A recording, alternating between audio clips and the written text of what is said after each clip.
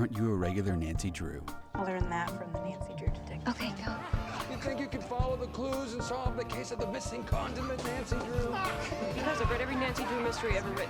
Nancy, please tell me you're joking. Wow, you suck at this Nancy Drew stuff. You should get a new hobby. My name is Carson Drew, and this is my assistant, Nancy. Nancy Drew. It's curtains for you, Miss Drew. Nancy Drew strikes again. A regular Nancy Drew.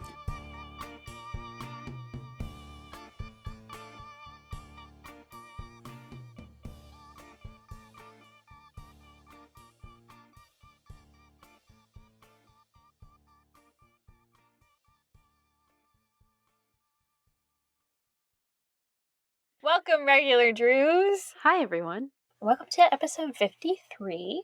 Today we're going to be discussing The Hidden Staircase, the 2019 movie adaptation of Nancy Drew, starring Sophia Lillis, directed by Kat Shea.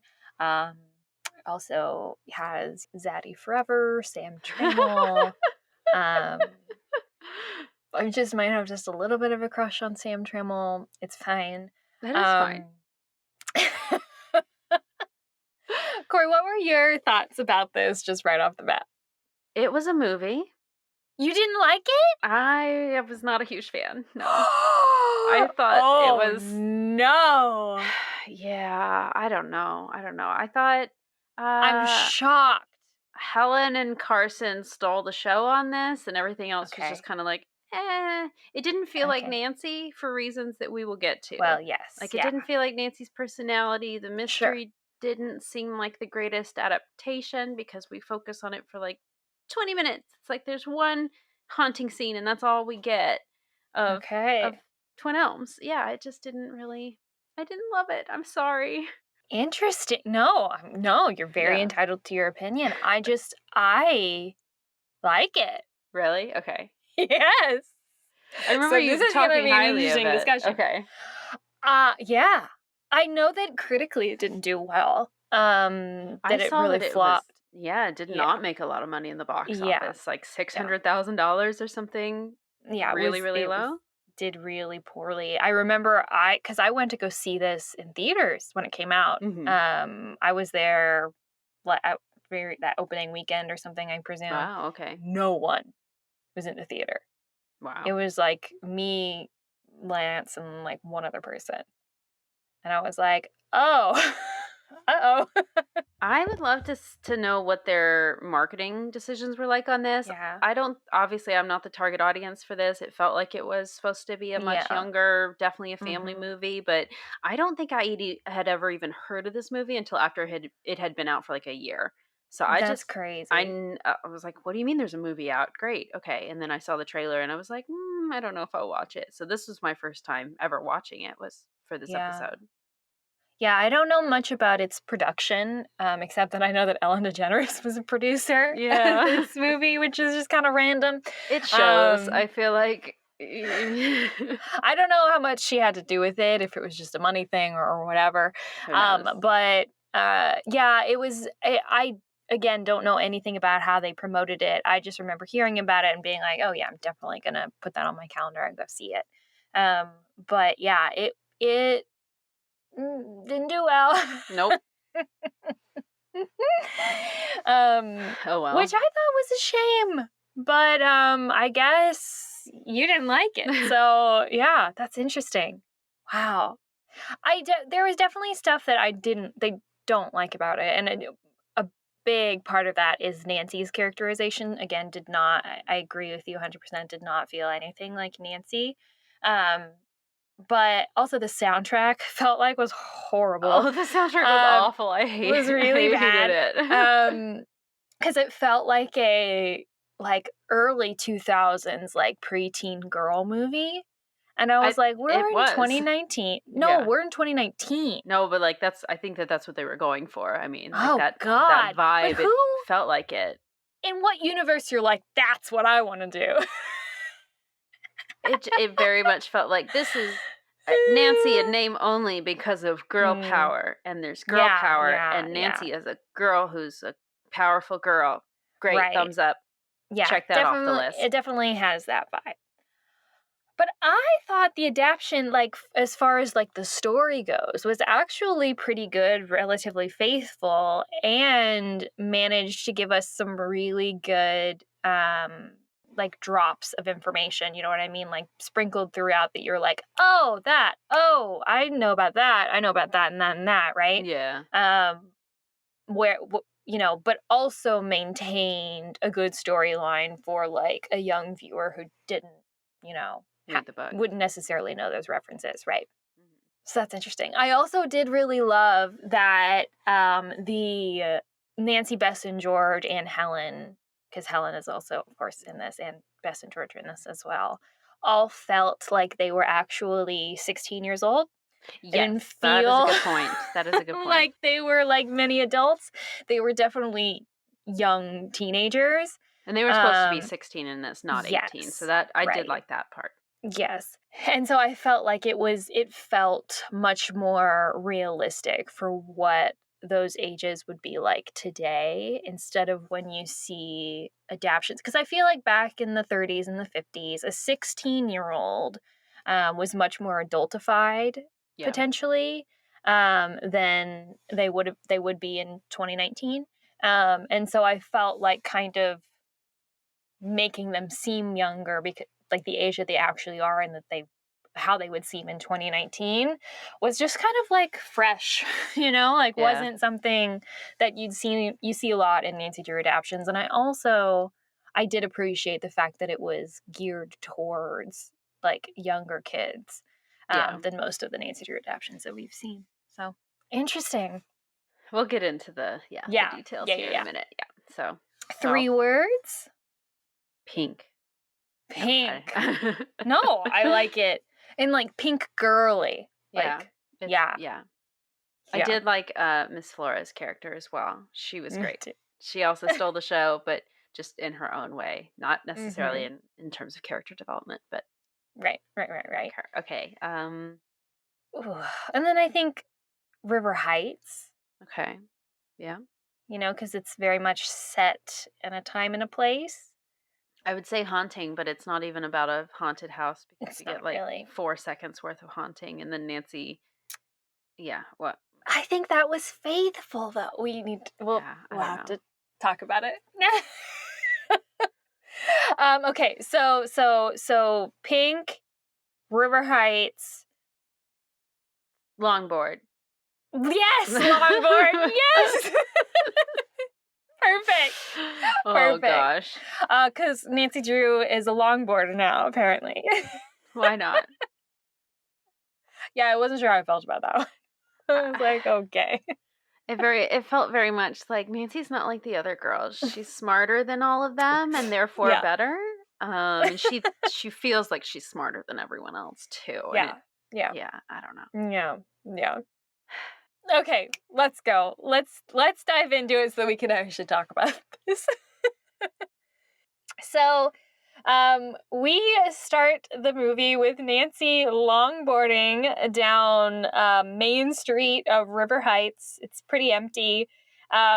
And George is like simultaneously like frantically running down the street like after her, like looking for her. She doesn't actually see her on the street, but she's trying to find her, and so she's running along like asking people like, hey, have you seen Nancy? Have you seen Nancy? Have you seen Nancy Drew? It's cute, I guess, if a little bit unrealistic. I don't know that you would actually run around like that trying to find your friend. I know I wouldn't, but especially maybe not the reason she's doing it. It's like, I don't know. I think you would just like text them and call them, and then if they didn't pick up, it's like, well, you're on your own. Yeah. But anyway, George runs past a man ripping down a poster that says "Stop the Train" and putting up in its place a poster that says "Save River Heights, Build the Train." Mm-hmm. Then once Georgia does finally catch up to Nancy, she shows her something on her phone that she says has gone viral, and that it's about Bess, and that now Bess is like so upset about this that she won't leave the house. So that's where they go. They go over to Bess's house, and after convincing Bess to open up the door, we finally see that the thing that George was showing Nancy that has gone viral is a cruel video of Bess dropping some books in the school hallway, and then someone has like dubbed over like this awful song that just like repeats the phrase like dirty Bess like over and over again. This is horrific. I don't know what about this, but this like really like made me feel It's awful. sick. Yeah, It's horrible. Nancy, though, after just like one watch through of this video, presumably, or I don't know, maybe she's watched it a couple times on their way here. It's unclear. But she's already determined who is responsible for making this video. Some kid named Derek Barnes, because she can actually like see his reflection in like a window of this footage. Apparently, he's like a frequent bully of Bess, so it's unsurprising that he's the one behind it. Bess is like super upset about this, of course. But even so, she still warns Nancy not to go after him for this because she can like see like Nancy wants to. Because apparently Derek and his girlfriend are from like two of the richest families in town, and she also says that like Nancy wouldn't understand this because Nancy has only spent summers here. And this is interesting. Yes. And I definitely want to talk about this later. Yeah, Nancy isn't from River Heights. She's actually from Chicago, and she is moving to River Heights. But I think Carson is from River Heights, and so that's why she spends summers here. If that makes sense.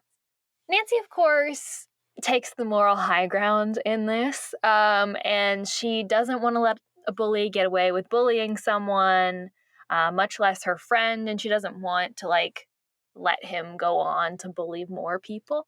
You know, she's like, but if we let him get away with this, he's just going to do it to somebody else, right? And so that is what Bess and George get on board with, and so they decide to go ahead and make a plan for payback. This part's interesting, I will say. Basically, they like intuit that Derek, who is a football player, goes to the gym a lot, I guess, because he's working out for football. So they go there, and Nancy decides to hit him where he's most prideful, which is his social media presence. This is one thing that I didn't like about this movie, is I felt like, and maybe this was indicative of the time, I don't really know. I'm not a child. I wasn't a child in 2019. But it was just this very like Instagram and viral and social media this and that and bullying, and it was all just very like a little cliche. It didn't feel super natural. It definitely felt like an adult trying to speak kid, you know what I mean?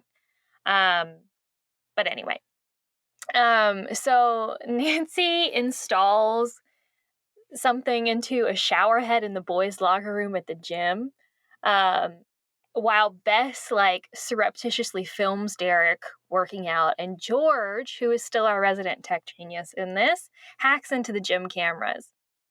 Nancy covers the rest of the shower heads in caution tape, which forces Derek after his workout to shower under the shower head that Nancy has tampered with. And he gets covered in slowly changing blue dye, which I don't know if that's a real thing. I don't think it's a real thing. It certainly can't be a real thing in the way that they did it, because it looked very fake. The CGI was terrible. Yeah. Which goes for all the CGI in this movie, but... Yeah. Basically, he comes out of the locker room looking normal, but he starts to, like, quote-unquote help the cheerleaders work out. I guess he's a trainer for the cheerleaders. I don't know. Something like that. Gross. He slowly starts to turn blue, and then everybody starts laughing at him. And then Nancy, with Bess's help from filming Derek and George hacking into the, I guess, gym network or something, broadcast a video, like an edited video of him that they have just done from Bess's recording of him like harassing girls in the gym and being a creep. And Nancy like announces over the PA that like, when you humiliate others, Derek, you will be humiliated as well. It's cute. I mean, it's clearly payback, right? And the Yeah. girls are very happy about it, and it's successful. Everybody's laughing at Derek, and he's clearly very angry and upset about it. But then we immediately cut to the police station where Derek Jones's father is yelling at Carson about suing him because Nancy has quote unquote assaulted his son, which I guess she has. Yeah, technically. Because she has, covered him in blue dye. Carson does bring up the fact that, hey, what about this video of Bess that was posted from your IP address? Your son is a bully also, right? And so, Derek's dad leaves angry. Carson tells the sheriff, this is not Chief McGinnis, which I thought was a missed opportunity. Yeah. He's a sheriff, which I guess is just supposed to be indicative of the fact that this is a small town. Right. I don't know. And we also never get the sheriff's name, though, which is interesting. They could have at least called him Sheriff McGinnis. It's on his badge. It was some funny name, honestly. I don't remember what it was, but I don't think I ever noticed that, but yeah. So Carson tells the sheriff that he'll make sure Nancy pays for the damages to the gym. And then the sheriff says that, sorry, that's not going to be enough because this isn't Nancy's first offense. Great. He says he's going to give her community service for the rest of the summer as, consequences for her actions. But this bothered me. How? I'm sorry, Nancy just immediately comes out of that, police station with community service.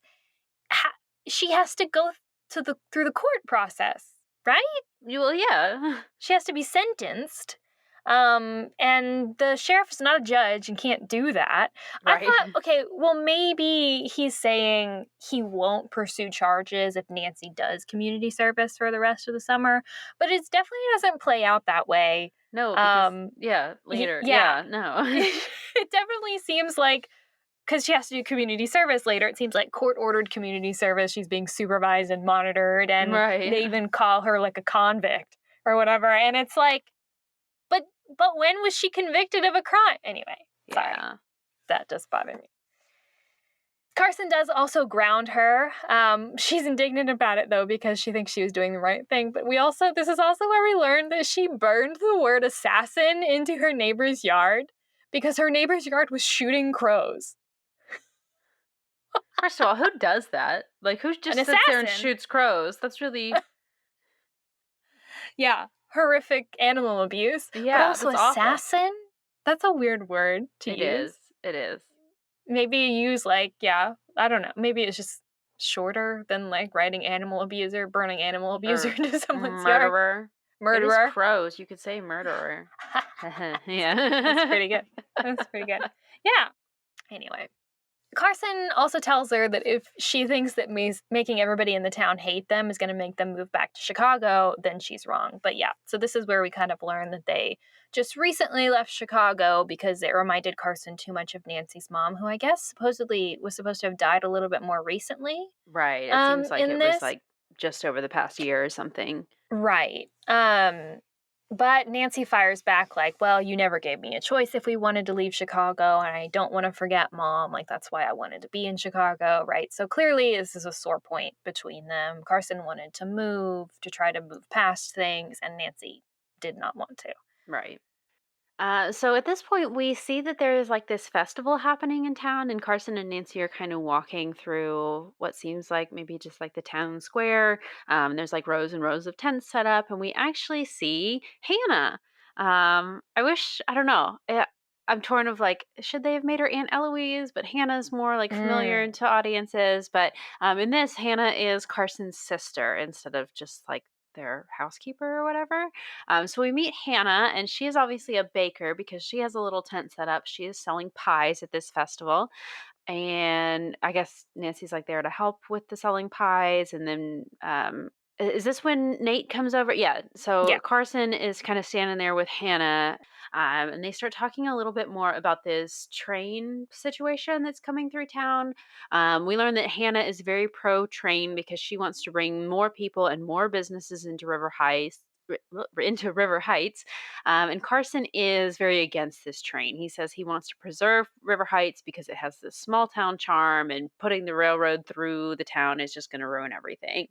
And this is when we meet Carson's friend, Nate. He's come over to get Carson because they're about to go to this town hall meeting that's going to be about the train. And we learned that before Nancy and Carson got there, there was no train debate. Like, everybody in town was super pro train, but now that Carson's in town, he's starting to sway people, and more and more people are becoming anti-train. Sometime later, we flash to Nancy. She's like getting on her longboard. I guess she's like just headed home or whatever, but she stops and she sees Derek and his dad getting into this car. They're like having an argument a little bit. But while they're talking, Derek sees her and like goes to like almost confront her. But her dad, or his dad, is like, no, get back in the car. And they get in the car and they drive off. So then we see Nancy continuing to ride her longboard home. She's riding down Main Street again when suddenly this car comes up behind her and starts like revving really fast and starts chasing her. So she turns off down this alley. The car also starts chasing her down the alley and almost runs her down. But Nancy all of a sudden like stops short, picks up her longboard, wheels around, basically forcing the car to stop right in front of her, and the driver gets out. She starts shouting at him, like, what is your problem? What are you doing? Did you not see me? And he starts threatening Nancy and says, your father better be careful because a lot of important people stand to lose a lot of money if this railroad thing doesn't go through. So you pass this message on to Carson. He even like grabs her and starts telling her that he can get violent if he needs to, but then just drops it and leaves. He's just like, I will get violent. Bye. And that's basically it. He gets back in the car and he's like, you tell Carson that Willie Wharton says to get on board or get out of my way. All right. I love that little southern twang you route into. You tell Carson that Willie Wharton says. Oh gosh. Willie Wharton does sound like a very southern name.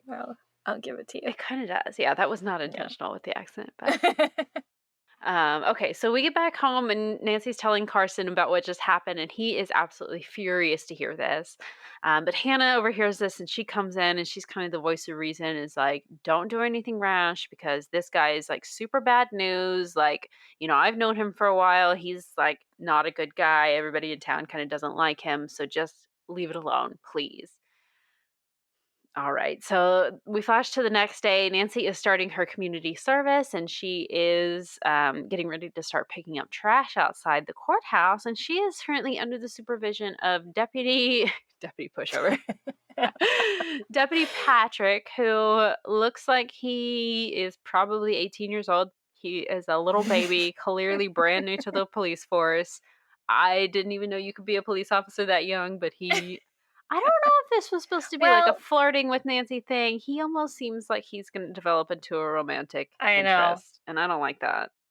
I was very glad that the movie did not go there because I was like, Nancy is 16. I don't know who this guy is. Right. But there was no romantic. I mean, you could see how it could develop, but there were no romantic vibes or even really flirting. And I was like, thank God. Yeah, thank goodness. Thank God we did not need that. But he's technically a deputy sheriff, right? This is not a police station, so he's not a police officer. He's a deputy sheriff, and so I have no idea what kind of qualifications you have to be a deputy sheriff. I don't know. Maybe be the son of the sheriff. I don't know. Who knows? Yeah. Yeah, we don't really get any information about him. He's just a pushover, and Nancy can see it right away. Yeah. So she starts picking up trash, and she overhears a conversation between an older woman and a younger woman who are like walking out of the courthouse, and the sheriff is with them. Basically, they're like, you go in that house and you tell me it's not haunted. Why wouldn't you do anything about this? What else are you doing that you couldn't come investigate? Basically, they're upset because he's refusing to send out his, as he calls it, his one and only deputy. He doesn't have time to waste his deputy on something so silly. But they say that their house is haunted and they just want someone to come over and investigate for them. The sheriff kind of implies that she is making it up or has been drinking or is senile and just isn't really seeing these things that she thinks she's seeing. He says, besides, we don't investigate ghosts or anything supernatural, so it's silly and it's a waste of my time. Nancy, however, is very intrigued by this and immediately inserts herself into this conversation. We learn that the young girl here is Helen Corning, and she is actually Derek's girlfriend. So the bully that we mentioned earlier, his girlfriend, even though, he's flirting with all these cheerleaders and stuff. And the older woman is her great aunt Flora. Nancy immediately offers to help them, and Helen is like, she knows about the stuff between Derek and Nancy and all the bullying and everything, so she's not on Nancy's side at all, and she's like, no, we don't need your help. But great aunt Flora loves Nancy instantly and is like, you're the girl that made that video about the jerk that my great niece is seeing, or grandniece, great niece, what is it? I don't know. I have no idea how you would say that. Well, Aunt Flora's anti-Derek, we can tell. Yeah. And so she likes Nancy because she's also anti-Derek. And so she's like, oh, you're that young lady. Well, you're hired. Come on. So Nancy just skips out on community service because she's Nancy Drew and she can do that. And they go to sit down at this picnic table to talk about things. We get a little bit more about the backstory of the hauntings now. Aunt Flora starts telling us that the Colfax brothers, who I don't know why they would change that from the Turnbulls, but for whatever, I don't know if there's a significance of that, but the Colfax brothers. They also changed the date, which I think is significant. But absolutely. Yeah. And there's also not two houses. I got to the end of the movie and I was like, wait a minute, the tunnel just... There's no Riverview. We'll get there. Yeah. But the brothers in 1885 built Twin Elms, which is where she's living now. But they actually fell out over a girl, not because of the Civil War, not because of some vague dispute that they'd had, but one of the brothers proposed. And the other brother was in love with the woman. So they had this big argument, and the jilted brother killed the fiance and the other brother and buried them in the walls of Twin Elms. And then he himself died by suicide. So morbid and creepifying. Yes. So Flora's telling us that Twin Elms is haunted because of this. Obviously, it's these three ghosts that are haunting the house, and she can actually hear them sometimes crying from inside the walls.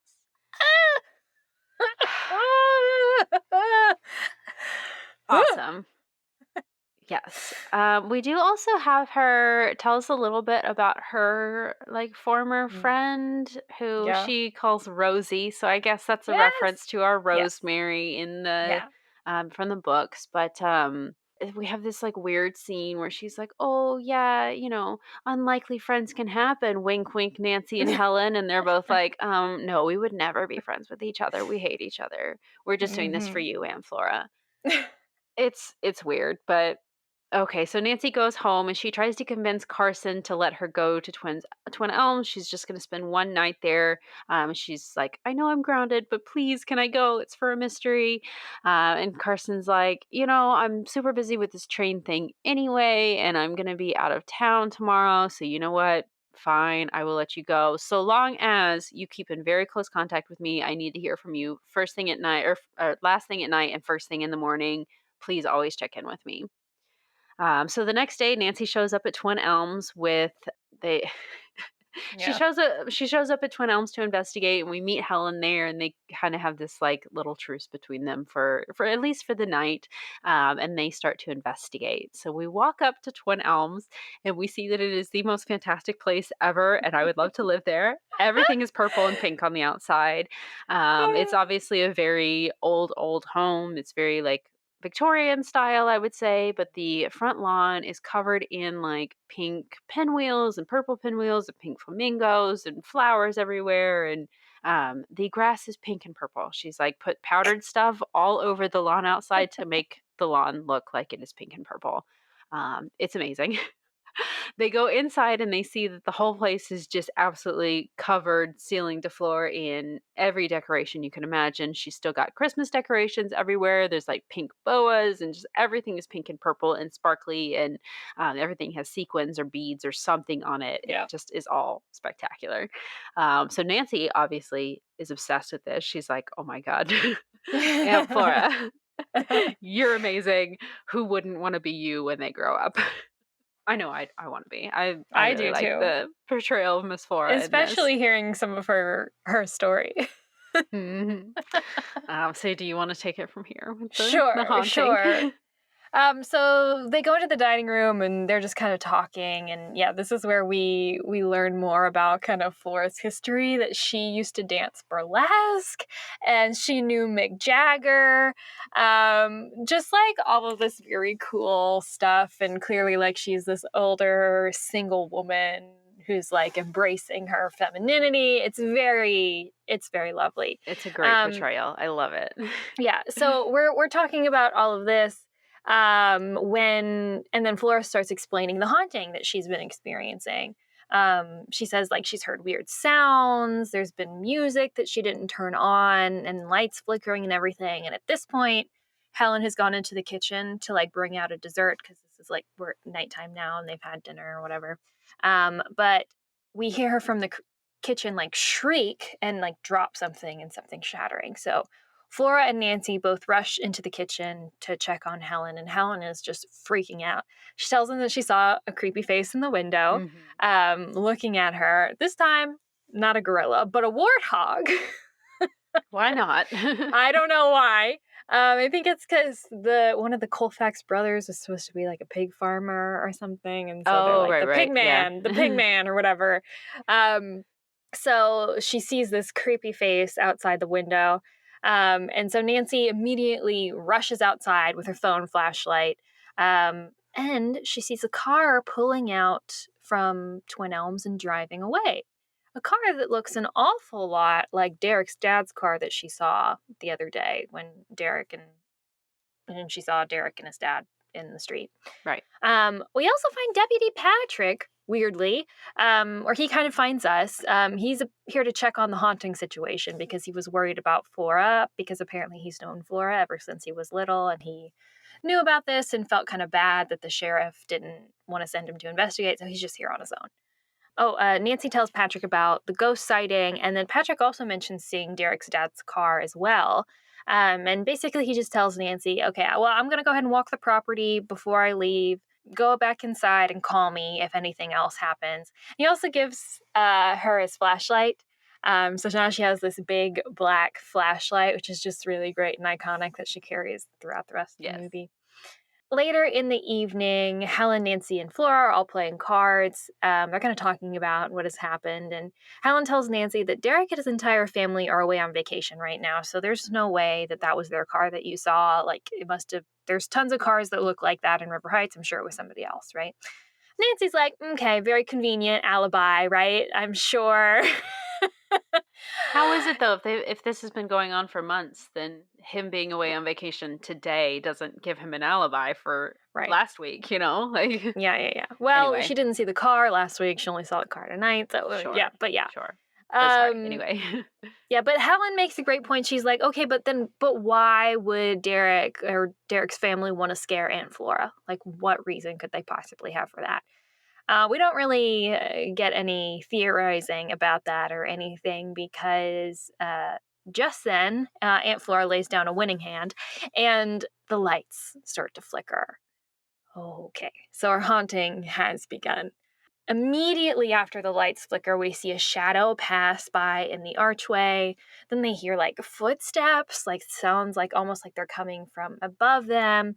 There's like a door slamming. Nancy starts to like get up and follow these sounds, but then loud music starts playing, so she follows that and she finds like a little Bluetooth speaker and turns it off. But just as soon as she turns that off, another Bluetooth speaker starts playing.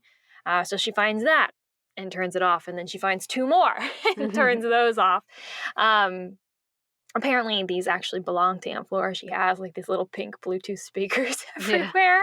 Even one like under the dining room table for some reason. I don't know. It made it seem like she just like has these in her house and the ghost took it and put it somewhere that they wouldn't be likely to find it. Not that Aunt Flora actually just keeps it under her table, That's a good point. I was like, what is this woman doing? Yeah. I thought that was weird the first time it happened. I was like, oh, I see what's going on now. Yeah. Okay. Then suddenly, as they're back in the dining room and the lights get very bright in the dining room, like that buzzes and everything gets really bright, and then things start like sparking. And then almost all the lights go out. But then suddenly some of the lights come back on, but they're like floating. now from the chandelier. They're like floating around the ceiling of the room. And Nancy's like, okay, nobody panic. There's got to be a logical explanation for all of this, even though she's very clearly freaked out. And then suddenly, Helen is dragged back in her chair by a shadow all the way into the kitchen. She's like dragged out of the dining room all the way through the kitchen. And of course, Nancy follows, but like as she does, she gets hit by like a bunch of drawers and like a cabinet door, like all suddenly like popping out like in front of her. It's odd. Then Aunt Flora comes up behind us and she starts throwing fruit at this shadow from like a fruit bowl. The shadow then just disappears. So now they're all freaked out and they run into the hallway. Nancy like shoves them into the hall closet and is like, okay, stay in here. Don't come out. Because now I have to go deal with the pig man who has now appeared in the hall behind us. It's very clearly just a man in like a black sweatsuit with a pig mask on. But he is floating. Why not? But Nancy very bravely goes right up to him and tries to pull his mask off of his face, but the mask doesn't come off. Then he lifts her from the ground by her throat, and pulls his own mask off, but that reveals nothing but black smoke where a face should be. And then Nancy passes out. Yep. Mercifully. Oh, gosh. Excellent. Wow. So the next morning, Nancy wakes up, and they all have, like, these splitting headaches, and Flora tells them, I get those every time this happens, and it'll go away soon. Then they kind of just, like, recap everything that happened last night, and Nancy is kind of surprised to hear that Helen and Flora seem to think that this was, like, this actual supernatural occurrence that has happened, because Nancy is like, no way. There has to be some kind of non-supernatural explanation for everything that occurred. Which I'm just like, at this point, like, if it were me, I'm like, dude, shit was floating. Yeah. There was a man floating in the hallway, Nancy. You can't tell me that wasn't a ghost. I'm going to write that off as supernatural. Sorry, Nancy. But she's convinced, and so Nancy starts to break it down, right? She confirms first that all the doors and windows were locked. Flora says, yeah, they were. I even just had the locks replaced all last year, so I know everything is secure. But then Nancy finds footprints in the hall from someone who must have stepped in some of the pink sprayed grass outside. It's like that pink powder that Flora used to color the grass. And then she follows them to a bookshelf where they disappear.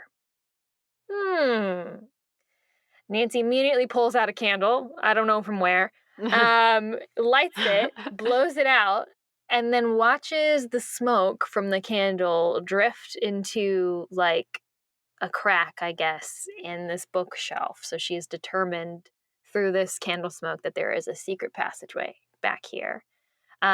So she, like, feels around, finds the little latch, swings it open, and we see the secret passageway. Flora did not know about this, which this is what blows my mind, okay? Because we go and explore it, right? And we find a hidden room. This is not like a narrow passageway or anything. It's basically like somebody sealed off a room in this house. It's a full room. And we haven't gone down any stairs at this point that I can see. So I don't think this is underground. It's just behind the bookcase, behind the wall, you know? And I'm like, this house in this adaptation is not like a big mansion or anything. It's not like there's a way where you could just lose a room. You know what I mean? It's just like a historic, beautiful house, but it's not that big. It's not big enough to where you wouldn't notice that there is just a space in your house that you couldn't get into. You know what I mean? Oh my gosh. But anyway, they find that hidden room. It's very dusty. And in the room, Nancy finds like a big book of sheet music, which is never explained, by the way. And of course, a hidden staircase. Oh. Yay. They go down the staircase and they find more pink footprints and a dark tunnel that they follow all the way outside to a boarded up well, which Nancy remarks must be how the intruder got in.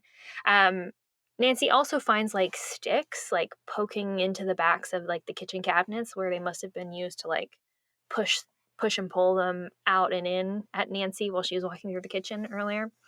Also, she finds switches and wires that they must have used to mess with the lights. But Helen brings up an excellent point. She's like, okay, but Nancy, it all felt very real. Like, things were floating. Yeah. How did they do that, Nancy? And then we kind of call Bess and George, and Bess suggests that it could have been like sound waves or like drugged food or something that caused them to like hallucinate. Do you want to take it from here? Sure. So Nancy has this idea. She's like, you know what, Aunt Flora, can you make us a list of all the people who have visited Twin Elms recently? Because, it's a big house. It's an old house. It's probably needs a lot of upkeep. So if you've had any like carpenters or plumbers, just make a list of everyone for me. And so she does. She makes this list for them, and Nancy and Helen start going through it and calling all the people on it. Nancy eventually identifies that this air conditioning company sent someone out 2 weeks ago, but she calls them and they're like, no, we don't have any record of that. We never sent anyone out to that house. And so Nancy's like, oh, all right, there we go. Someone posed as an air conditioning repairman to get into the house. Let's go check out the air conditioner. So they find an air canister connected to like the HVAC unit connected by this hose. And so Nancy's like, let's go ask our resident science person, Bess, to, I guess, like isolate the chemical in the canister and deduce what the chemical itself actually is. But first she has to go to community service. All right, so we go back to picking up trash, and we see Bess and George are kind of like sitting near her.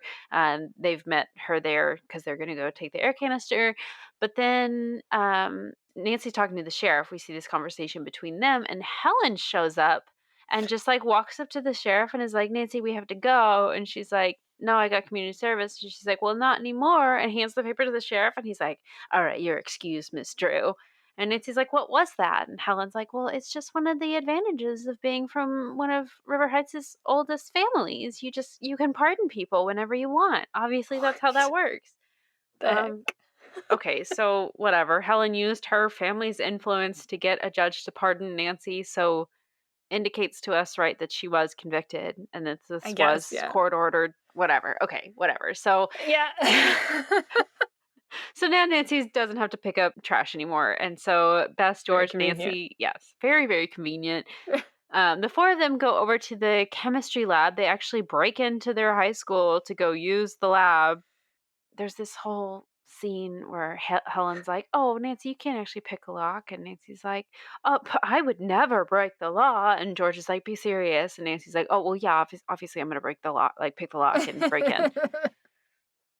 So the Bess makes a comment about how this process takes all night. So they are just kind of hanging out in this lab all night. They get to work, like Bess has got her whole chemistry setup going. And then George and Helen kind of have this little tiff between them where George is obviously not pleased with Helen being the girlfriend of the bully, or of the guy that's been bullying Bess.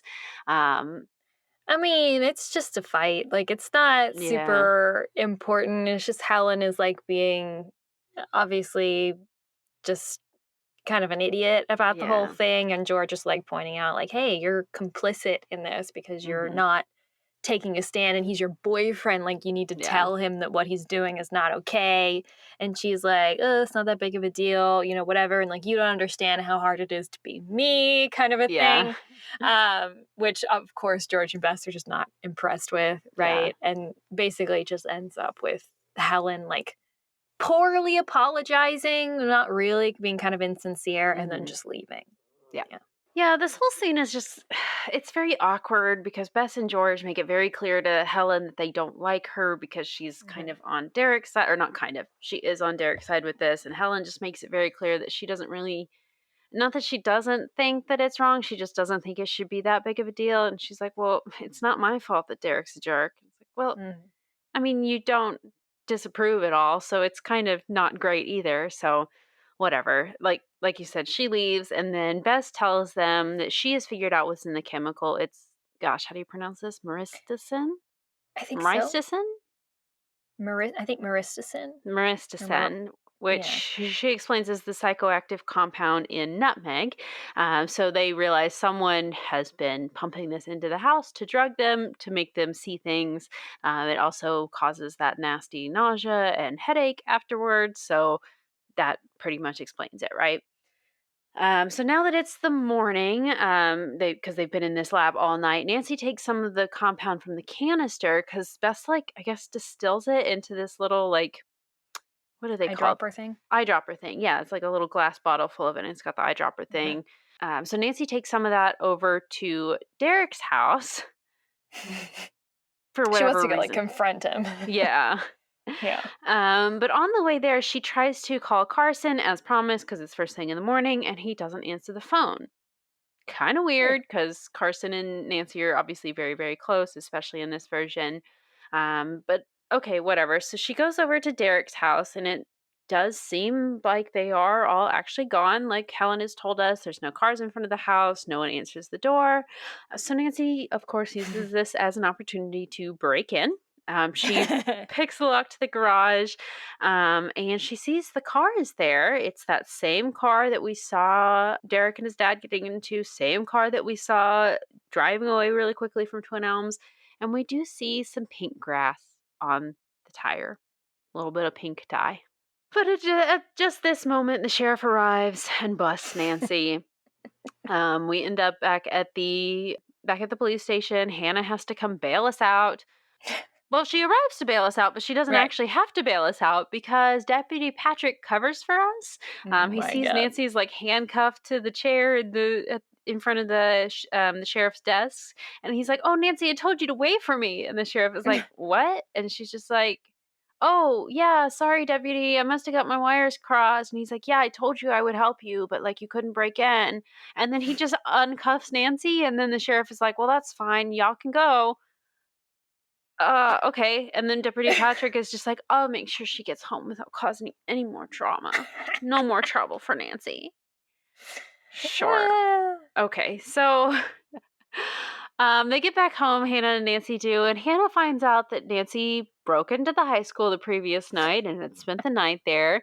And Deputy Patrick tells us that he confirmed that the Barneses were actually out of town. He confirmed, like, with their hotel or whatever, that they did check in. So it definitely wasn't them, but someone must have been using their car. So this makes Hannah actually ground Nancy and actually confiscates her longboard. But then Nancy's like, "Well, Hannah, what did you say to my dad?" And she's like, "Wait, you haven't heard from your dad either? That's really, really weird." And so they put it together that it's now been 15 hours since anyone has last heard from Carson, which is especially weird for him. So Nancy calls his bestie Nate and is like, when did dad last call you? Have you heard from him about this business meeting that he was going out of town for? And he's like, "I haven't heard from him either, but they are at that campsite, so I'm not really surprised because there's no cell service out there." And Nancy's like, "Wait, what do you mean no cell service where he's camping? I thought he was going to a business meeting." And Nate's like, "Well, this guy that Carson was making a deal with only makes deals if he's currently camping or whatever. So he made Carson go camping with him. So yeah, I know your dad was supposed to call you, but I wouldn't worry because he's just camping, whatever." Then we get a call from Bess and George who say that they are going to con a spice company in an effort to like track down the latest like large volume purchase of nutmeg to see if they can find who might have bought it to use it as a drug. Okay.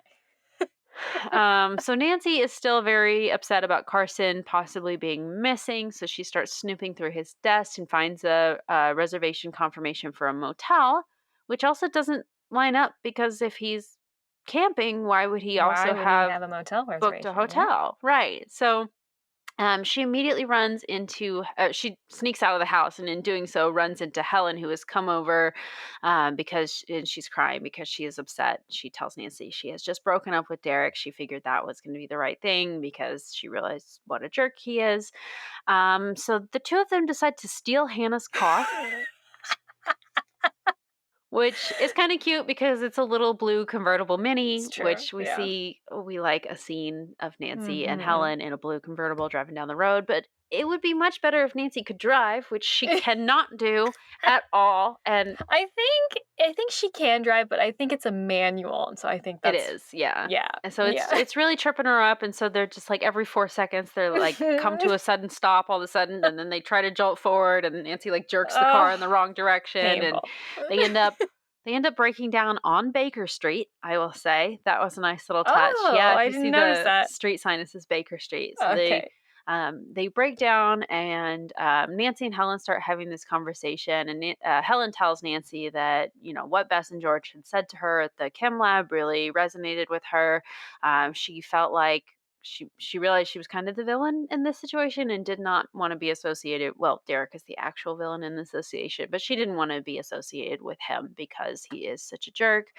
And Nancy kind of also comes around and she says, you know, maybe vengeance wasn't the right choice to go with. Even though Derek got what was coming to him, you know, I could have gone about this in a better way. So she and Nancy kind of make friends, and they're cool now. Everything is all good.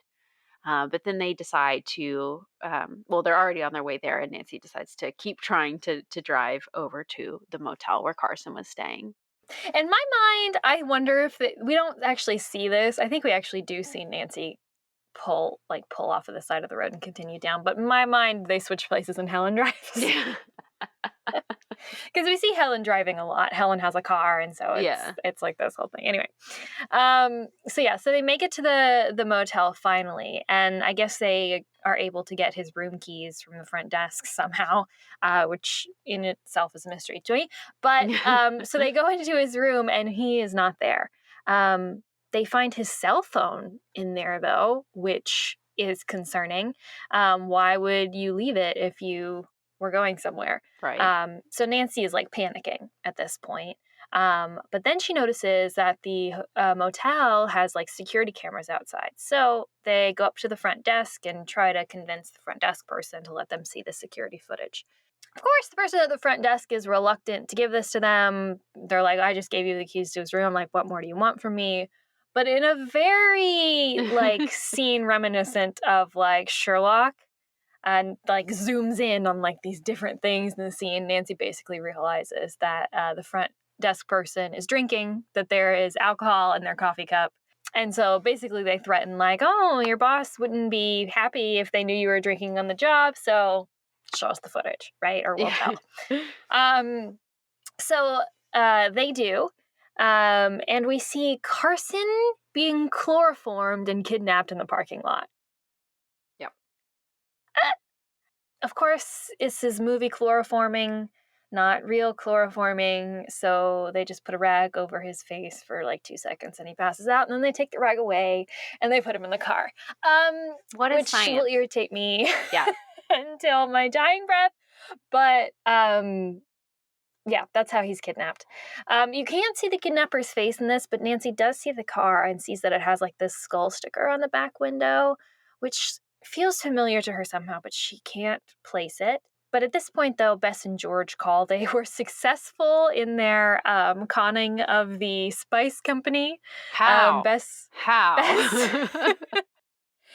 Bess got like dressed up in like a business suit and a briefcase, and this sucks because that is the one scene that I really wanted to see. I wanted to see what Bess said to those people in there, but we don't actually get that. We just get the scene before and the scene after that they were successful. They dress her up like she's going undercover to make her look like, oh, she's this important business lady doing a business deal, but really she just looks like she's going to church. Like she just looks like a 16-year-old girl dressed up for Sunday church, and that's all it is.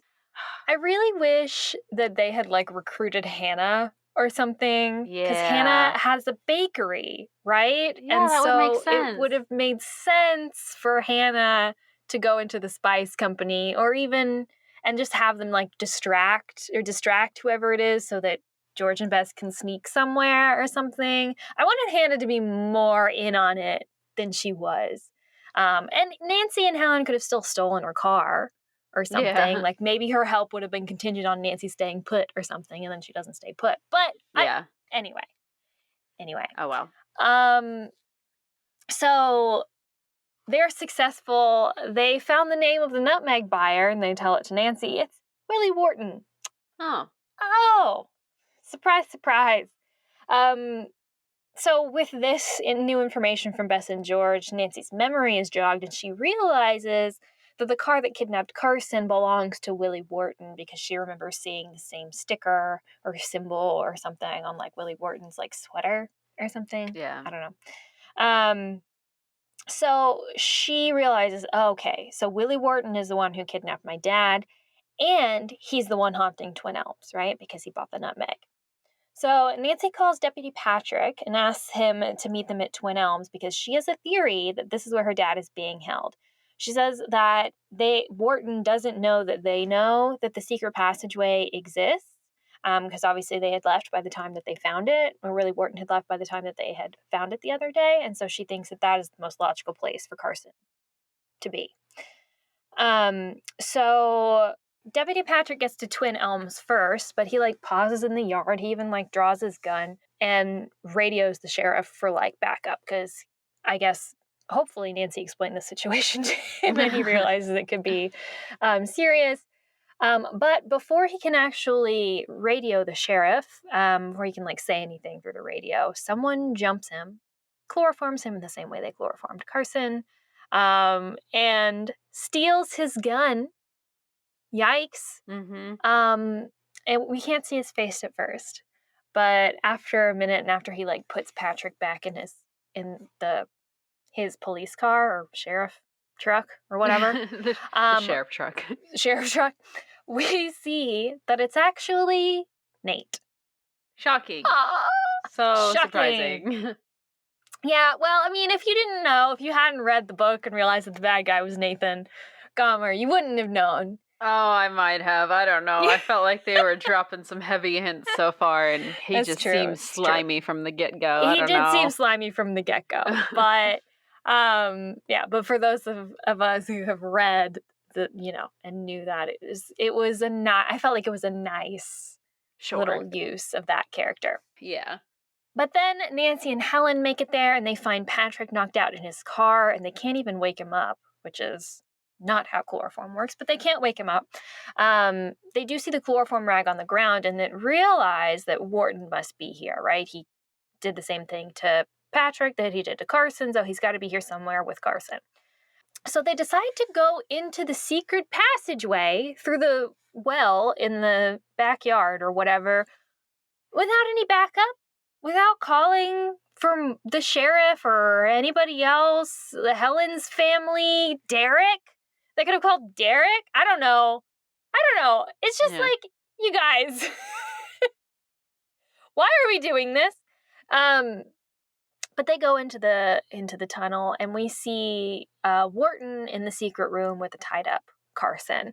Carson is conscious now and asks Wharton, like, why are you doing this? What's going on? Wharton says that Carson is too good a lawyer and he doesn't want him to convince any more people to change their minds about the train, basically. He also tells him that he has some paperwork for him to sign, and he takes him into Twin Elms where Nate is waiting with Flora. They're like in the dining room. At this point, Nancy and Helen have like snuck all the way in, like behind them, and are just watching them in the dining room. Carson is, of course, shocked to find Nate is like the instigator in all this, right? Because he thought that he and Nate were BFFs or whatever. Yeah. And Nate explains that the train company is actually paying him a lot of money to quote unquote deliver Twin Elms, basically like get Flora to sell it so that the train company can use her property. Also, we learn that Nate is in a lot of debt. So that's why he's desperate for this money, right? Everything was going fine until Nancy got involved. Famous words. So, of course, he had to move up the timeline, and so that's why they have kidnapped Carson and now have both him and Flora tied to chairs in the dining room and trying to force Flora to sign this contract of sale, which, of course, she's refusing to do. And now Willie wants to kill Carson because he knows that there's no way that Carson won't talk about this after, this all goes down. And Carson, bless him, is not helping his own case. He's like, yeah, I'm definitely going to tell people about this. Oh, Carson, come on. I know. Just lie. Just lie. Be like, no, I won't say a thing. Just lie. Yeah. To maybe not make people want to kill you. I don't know. Yeah. It's just a thought. Whatever. Nate, though, doesn't want to kill him, I guess because he still has, warm fuzzies about being Carson's friend or something. Why not? I don't know. He also says, hey, that's okay. I've been forging Carson's signature ever since he came to River Heights, so we can just do that. And okay. He also has, this plan to, frame Derek's family somehow. I don't really know. Is that why he stole the car? Yes, yeah, that he was using their car to, come to Twin Elms and haunt it. But, what is he framing them for if we're supposed to believe the haunting is real? Right. And what is there to blame them? That's a plot hole, I felt like. Clearly they didn't murder Carson if they have an already shown alibi that they're out of town. So, right. Okay. Well, and also he says he doesn't want to kill Carson. Right. He's like, it's okay, someone else will take the fall for it. And it's like, but for so just what? Aunt Flora? For kidnapping? Because Carson's there. He sees you, so I don't know what you mean. I don't know. Whatever. Okay. That's a weird one. But right as they're he's talking about all this, he's laying out basically his villain speech, right? Flora stabs Willie in the hand with her pen. She also has an amazing line where she says, I did not survive 4 husbands to be killed by your sorry butt. Team Aunt Flora. I love her. Seriously. Then once, this is all coming to a head, Nancy and Helen have come up with this plan, and Helen goes back into the secret room and has started messing with all the lights, right, to freak people out. Then Nancy slams the back door in the kitchen, causing Willie to hear it and start to go after her. But as soon as he starts through the kitchen, Helen starts hitting him with all the cabinets and the drawers with the little, sticks in the wall and everything. This does slow him down, but eventually he makes it back to the secret passageway because, of course, he's trying to stop the person who's using the sticks and everything, and starts attacking Helen. He grabs her and pulls her to the ground and everything. But Nancy comes in behind him and hits him over the head with a pot lid and knocks him down the hidden staircase. Wonderful. Where he falls unconscious. But now at this point, Nate has come into the secret room as well, grabbed Helen, and is holding her and everybody else at gunpoint. So the doorbell rings at this point, and holding Helen, he looks out through the window in the front door, but he can't see anyone. So he just goes outside. He drags Helen with him outside while holding a gun to her head. Why would you do this? I have no idea. I'm dude, interesting choice. I guess he's freaking out at this point, basically. Sure. But so he steps fully outside, and when he does, this one's funny. Nancy grabs his neck with a plastic lawn flamingo. Oh my gosh. And pulls him to the ground with it. Crooks him like you're caning somebody off a stage, what?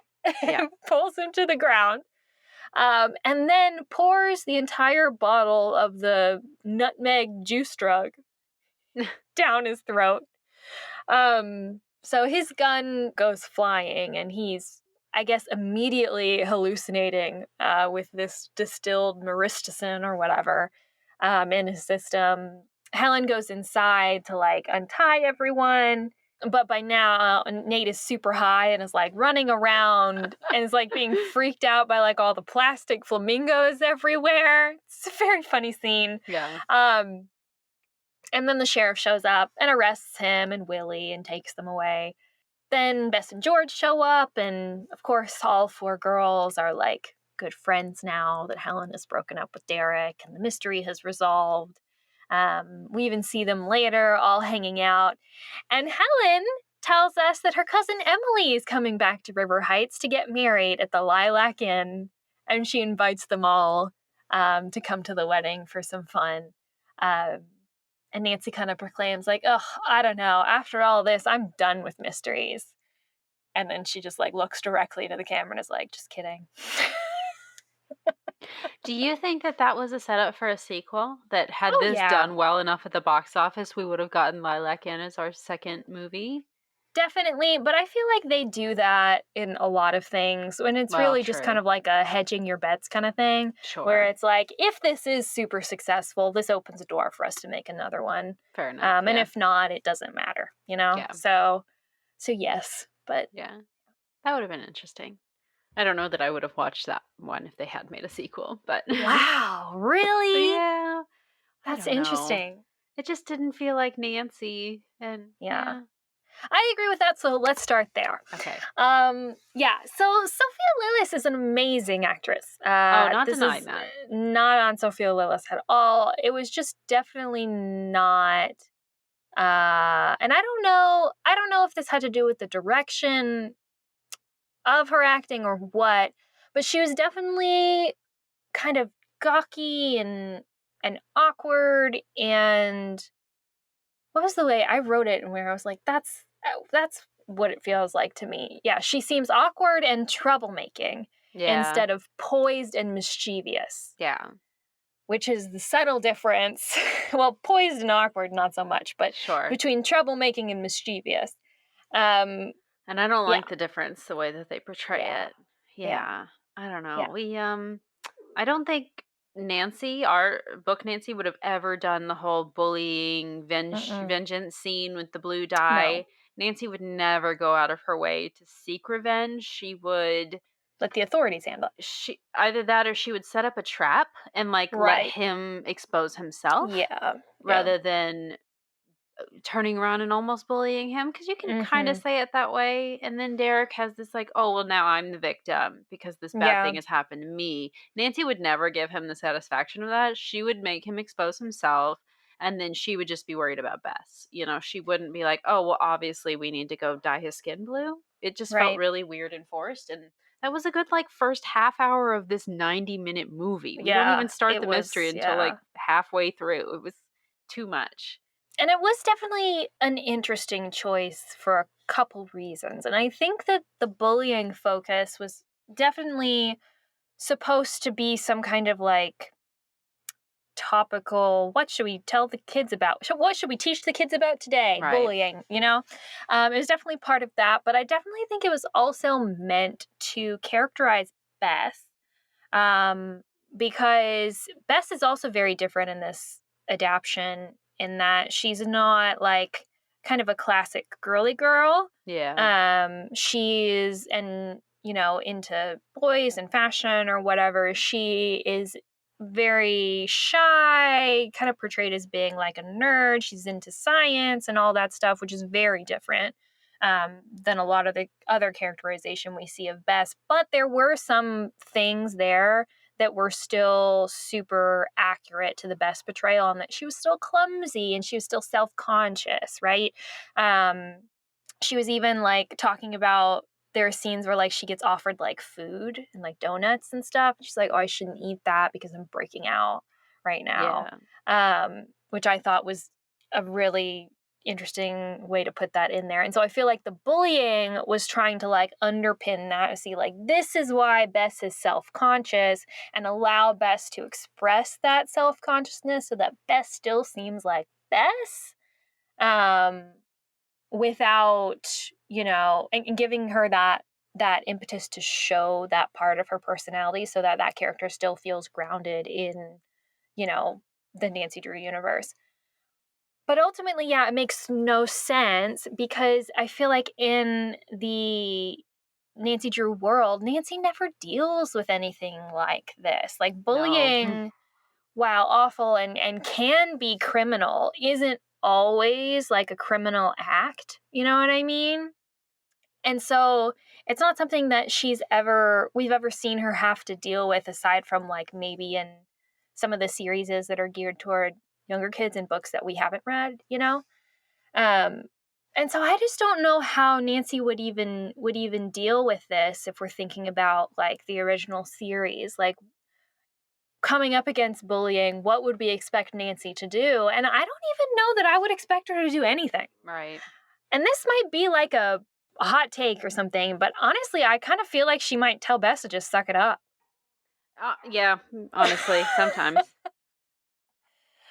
Thinking of it as being more of like a moral failing to not be able to be resilient and probably, in the face of that, or stand up for yourself somehow, but without compromising your own like self-esteem, but without like going after someone like that. And so so I don't even know that Nancy would really address it. It would have to be like a small child instead of like, I'm going to protect Bess. It would have to be like, oh, this small child is in danger and I'm going to go expose the person that's doing that to them. She wouldn't be protective over people her own age or older than her. It would have to be a 5-year-old or something. Right. Something like that. Yeah. And in that case, she would just talk to the child's parents or something. Right. And I think it's of course challenging because in the typical stories in the original series and even especially in the revised versions, we live in such an idealized society in a lot of ways that it's like it wouldn't really be an issue because whoever, like if she did speak to someone's parents about something and be like, oh, I can't believe he's done that, I'll immediately address this. Or, she'll report someone to the authorities and they're like, oh, of course, we'll follow up with that right away, Miss Drew, kind of a thing. So it would never really be an issue like it is here. I have to take this into my own hands and do this.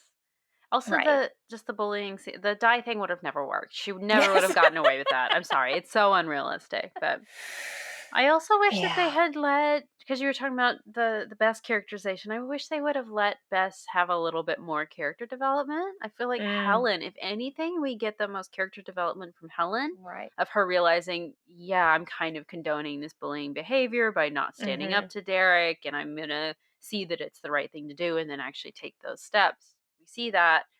Nothing with Bess. We never see her start to like feel better about herself or say, you know what, I can love myself even if this stuff is going on. And she doesn't ever learn from that. And even Nancy herself just course corrects. We don't know what Nancy was like pre-mom's death, but it feels like all of this is just her acting out in response to mom's death. It's not that Nancy was ever actually the one to go out of her way to stand up to people. It's just she's doing all these things that end up getting her in a lot of trouble because of that. And then at the end we see her be like, oh, maybe that wasn't the best way to handle it. It wasn't even really character development. It was just course correction, if that makes sense. As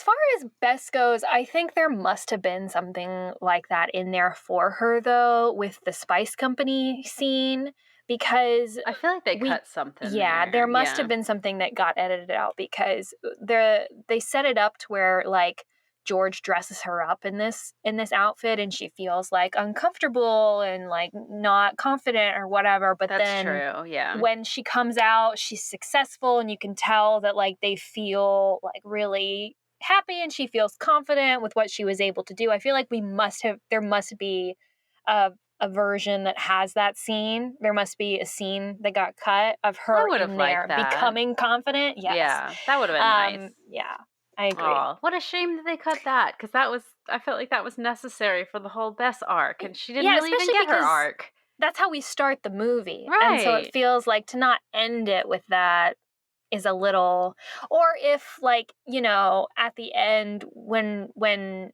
Bess, George, Helen, and Nancy are all sitting there, we could have had some kind of scene of resolution with like between Bess and Derek, maybe not necessarily anything to do with Derek like apologizing or anything like that, but Bess being able to feel confident in the face of him. Right. You know what I mean? That would have been nice. But yeah. What a shame. Yeah. But otherwise it just felt like everybody else's arc was just too short. Yeah. And I mean, Carson was great, but he didn't really need a lot of character development. Sure. I liked his characterization though a lot. Yeah. I feel like had Nancy been a little bit truer to the Nancy Drew of the books and and if that was the case, then she wouldn't have needed any kind of like character development. Like Nancy could have stayed static while the people around her had changed. That would have been good. But yeah, no, I especially liked Helen's character in general, because I thought it was super interesting when I was thinking about, okay, this adaptation is more based off the original series than it was the revised version of Hidden Staircase. Is based off the original text. Because Nancy's obviously 16. Flora and Rosemary are friends. They're not related. It just felt more like the original, I feel like, in my brain, than the revised text. I felt like it was the revised, but Nancy was 16, because Helen's not in that, and they're it's just the old lady sisters. Yeah, I haven't read the original, so I guess I wouldn't even be able to say if it was or wasn't. But that was where I was in my brain, and I was thinking about what you were saying about Helen being like a gossip or whatever in the original text, and I was like, oh, that's so classic that they would make Helen this like kind of like frivolous, gossipy rich girl or whatever. It just felt like that's nice, like a nice like little nod. You know what I mean? That is true. Yeah. I'm glad they all were friends in the end, though. That was cute. Me too. Yeah. Yeah, and I like having Bess and George along with Helen. It feels very like full circle somehow. You know what I mean? Yeah, felt nice. Justice for Helen. I want more Helen in the books. Me too. She got married and got boring. Yeah. What happens to some of us? Well, I think that was kind of the point of making Helen that way. Right. It's disappointing that a woman should have to be characterized that way, but whatever. That's a whole other story. So Definitely. Well, what else you got? Yeah. Okay, let's see. Yeah, I don't know. I think just like in general, the reason why I enjoyed this so much is because it felt like a movie for a younger audience. I think it was, definitely. Yeah. And there are plot holes. I can definitely see the plot holes, and I can definitely see your critique of it too, Corey, with like, not really feeling like Nancy Drew and like having, some things missing from it. But overall, I felt like when I was watching it, it felt joyful to me. And maybe because a lot of it was reminiscent of like movies that I watched when I was like, early 2000s, like girl power movies. You know what I mean? This is definitely reminiscent of that. But I think I appreciated it for that, even though I felt like it was cringe. Yeah. At some point. I feel like if I was younger watching this for the first time, like if this had come out when we were like 10, I probably would have liked it then. But now it just wasn't it for me. I don't know. I get it. I get it. What about you? What else do you have to say about it? I think that's all I've got. Carolyn Keene is credited in the credits, but just a small note, just based on the books by Carolyn Keene. Would have been nice to see a Mildred or Harriet reference there, but that's okay. I don't expect that, but it is cute. And the credits, at the opening credits, are blue and yellow. They flash blue and yellow. I noticed that. That was cute. Which I thought was nice. It's very much the blue and yellow of the flashlight. Reprinted, revised. Yeah. The hardback, shiny hardback, blue and yellow ones. The flashlight editions. Is that what they are? Yeah. I don't know. It just makes my heart warm. Well, good. Good. Thinking about it. And so, So, a divisive one. Interesting. Yeah. Interesting. So, our flashlight scores might be vastly different. Yes. What would you rate it? Oh, gosh. I think I would give it a 3.75. Okay, wow. I really want to give it a 4. But it loses a lot for the Nancy characterization being so off.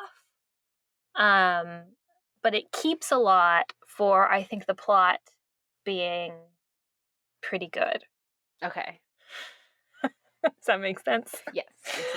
Okay. What about you? 2. I'm going to give it a 2. Yeah, I can't give it more than a 2. Maybe a 1.5, but 2. I'll say 2. Okay. Yeah, I think 2 is fair. Well, that is going to make the next one very interesting. So for 54, yes, Yeah. we are going to do the 1938 Benita Granville Hidden Staircase movie, which is, of course, the revision wasn't around yet. Right. Oh, this will be so interesting. I wonder if we'll flip again. Like, I wonder if you'll like that one more and I'll like it less. We'll see. We'll see. Yeah. I have high hopes for it, but Me I too. mean, yeah, I really like the original text anyway of the book, so Sure. hopefully they didn't change too much of it. I don't know. Yeah. We'll see. Yeah. We'll have to see, and we sure will. It will have to speak for itself as well, I think. You know, it has Yeah, to be good standalone too. So definitely very excited to do that and have you guys listen. yeah. So we will see you there, regular Drews. See you next time.